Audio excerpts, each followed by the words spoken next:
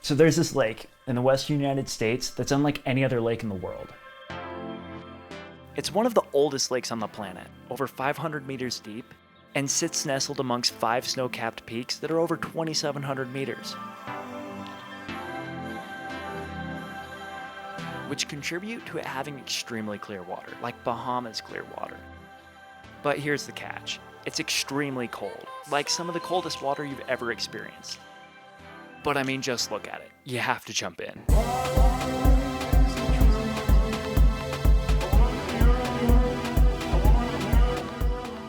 Welcome to Lake Tahoe.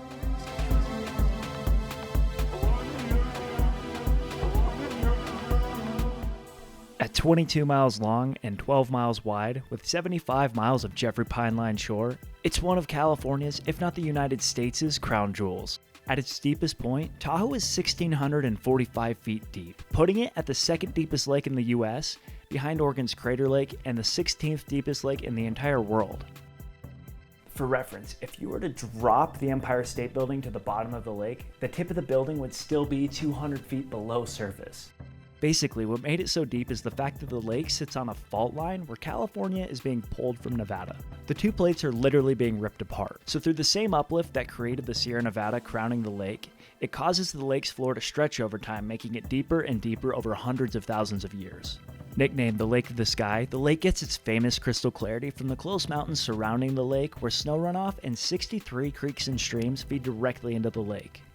While the clarity of the lake is amazing, it's going down at a rapid pace due to storm drains feeding directly into the lake and non-native mussels reducing clarity due to promoting algae. Just looking at this lake, there's no question why so many groups of people find this place so special. The Washoe Tribe. The Washoe Tribe are the original inhabitants of Tahoe. They would spend summers camping, hunting, and fishing along these beaches to gear up for the long, harsh Sierra winters. Cave Rock on the eastern side of the lake is their cornerstone. Lake Tahoe was the center of the Washoe Tribe, being until 1848 when gold was discovered in California, and then, sensing a theme here, white American prospectors flooded the area, and by 1862, the Washoe people had lost all of the Lake Tahoe area and were pushed east. These miners didn't just kick out Tahoe's native people. By 1861, only 5% of the trees in the Tahoe Basin were spared, as the lumber was used in the booming Comstock silver lode in nearby Virginia City. This completely destroyed the ecosystem, and it took over 100 years for it to return to the forest it is today. The massive, steep Sierra made getting to Tahoe extremely difficult. Due to its low accessibility, Tahoe, up until the 1950s, was a place exclusively for the elite, flocking to retreats popping up all over the area, claiming Tahoe's crystal clear cold water was an elixir for tuberculosis and other ailments. It was the heyday for fancy gambling steamers and massive estates like Thunderbird and Valhalla throwing lavish parties.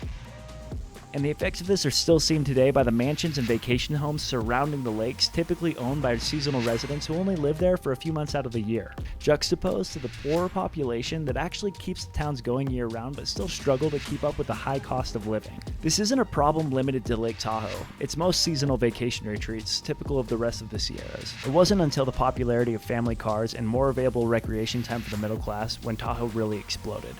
And there's probably one other factor too.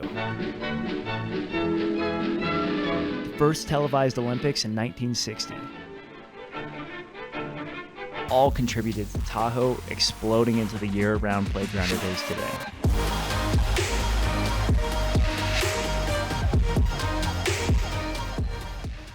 Hey Bright Trippers, this is Trevor. I hope you enjoyed this Lake Tahoe Explained video. If you're interested, I'm currently working on an entire Bright Trip course about Lake Tahoe and how to best experience it for yourself. So stay tuned for that, but in the meantime, go check out brighttrip.com, where they've got an expanding library of amazing travel courses to help make us all more enlightened travelers.